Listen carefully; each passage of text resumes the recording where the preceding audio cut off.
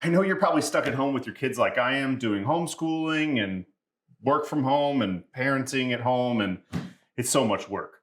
I wanted to build a desk that would give my daughter a special place that she could call her own so she can get her schoolwork done a little bit more self guided. I also wanted it to be a well designed piece that would last for a long time, but be simple to build with just really cheap materials.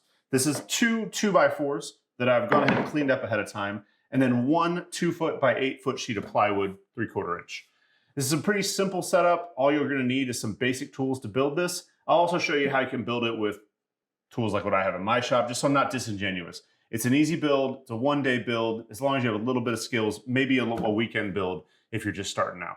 So let's jump into it. Remember, I've got full plans and diagrams and cut lists and everything on my website if you need those, or you can get it for free by supporting me on Patreon. But let's jump into this project.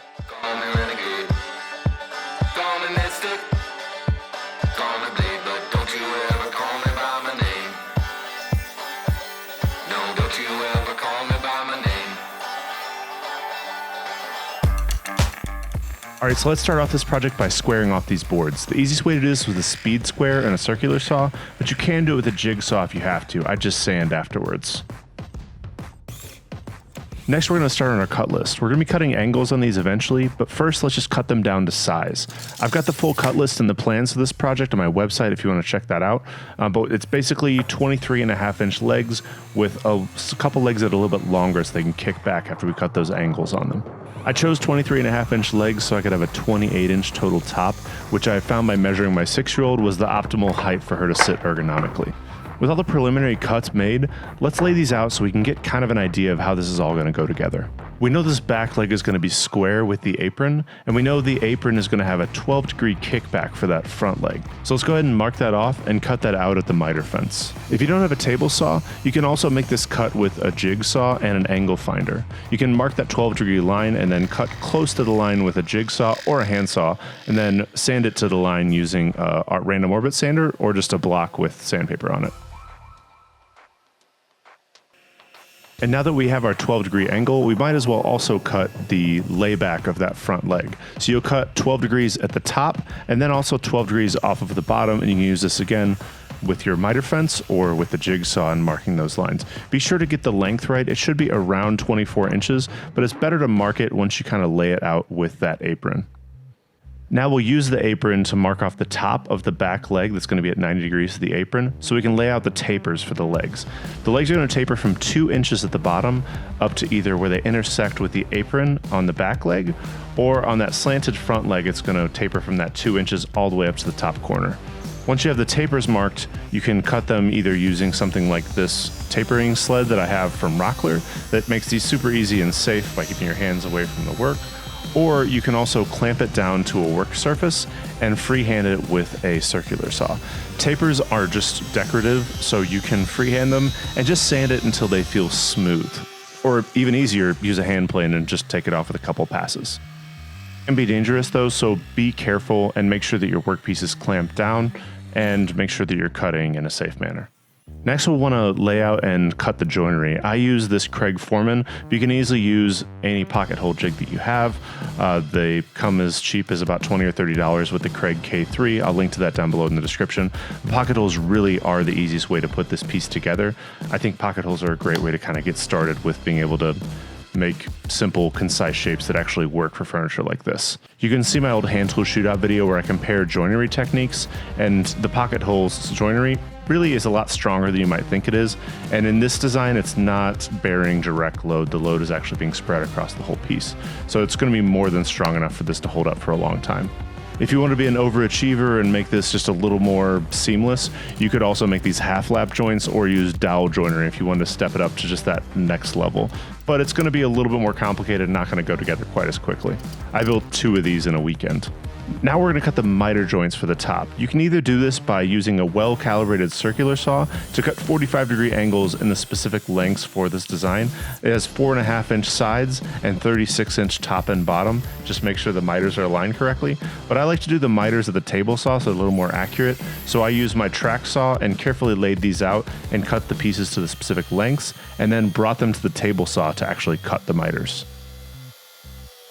You could, of course, set a track saw to 45 degrees to cut these as well, but I like to, when I'm cutting miters like this, I just like to think about this as much as I can, and cutting the lengths out and then cutting the miters at a separate step just allow me to be that much more precise. Of course, you could lay these out for the track saw, set the blade to 45 and go through it that way. But I also like the heavier blade on the table saw, which is going to allow me to have a little less chatter as I make the cut. Next, I placed the bottom, or I guess top, it doesn't matter, of the cabinet on top of a couple of ratchet straps, and I added glue to the two joints. I'm using Titebond 1. I think you probably could have used Titebond 3 to have a little bit more work time with the glue, but the Titebond 1 does give you sufficient time. I also made these nice little spacer blocks that were exactly the height of the inside of the box so that I could lay the top right on top of the side miters without them all falling apart, so I could get this clamped up. Since the plywood flexes just a little bit and perfect flatness probably isn't 100% necessary for a work surface, if you need to squeeze this down with a clamp, F-style clamp just a little bit to get the miters to seat just right, it's not going to hurt your finished product that much. Now that the glue was dry, it was time to prep the surfaces for the next steps. I was going to paint the sides, so I went ahead and sanded the corners because they were going to be covered in paint anyway. If you wanted to leave it raw, you could have just burnished these edges to make sure that you can't see any of the veneer faces of the plywood showing through the miters. I also started with the first stage of sanding on the legs just to knock down any imperfections between the thickness of the 2x4 stock. 2x4s aren't always exactly 1.5 inches thick, so this step is necessary to smooth everything up, so I went over everything with 80 grit before I glued everything up. You're also going to want to knock down some of the corners on those 2x4 legs so that you don't end up getting splinters or excess damage to the corners. You can do that with a hand plane with a couple passes, or just scuff them off with a piece of sandpaper. I chose to do my final roundover with a 1/2 inch roundover bit, just so that it was consistent across the whole piece. I know it's ironic taking the roundovers off of a 2x4 just so you can add them on later. With all of the pieces prepped and sanded, it was time to attach the back apron to this desk. This is just going to provide rigidity between the two legs so that they don't rack. And I also took this opportunity to pre-drill for the screws that I was going to use to attach the legs onto the top of the table.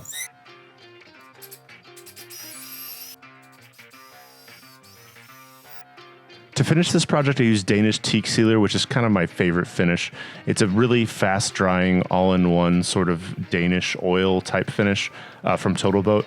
I really highly recommend it if you can get hold of it, but if you're in a crunch and you need to get this finished quick, you can also use a Danish oil that you can find at most home goods stores, or you could start with a coat of boiled linseed oil and add on top of that a polyurethane coat.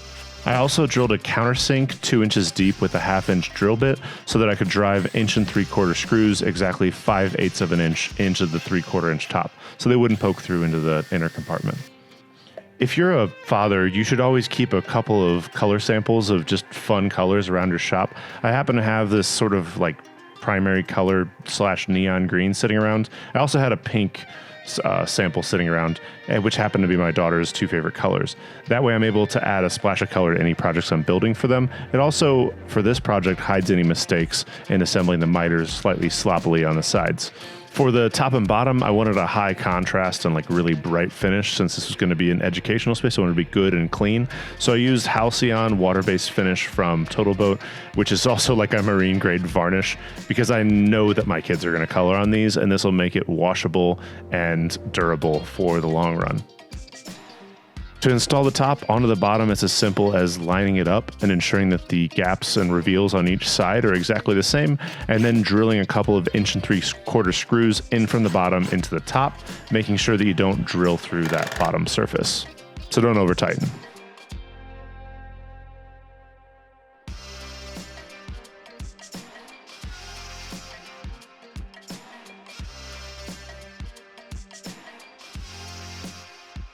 With the shortage of kids' desks out there due to virtual learning, I hope this project gives you some inspiration to build a desk that lasts a long time for your kids and they can bring with them to get something positive out of these tough times. I want to remind you again that the full plans are available on my website, are free to any of my patrons. I've detailed all of the cut lists, diagrams of assembly, and a full step-by-step instructions to get you through this. It's a really straightforward project, and I really hope you try it if you need a desk around the house. Thanks for watching, and remember to keep your tools sharp and keep your mind sharper.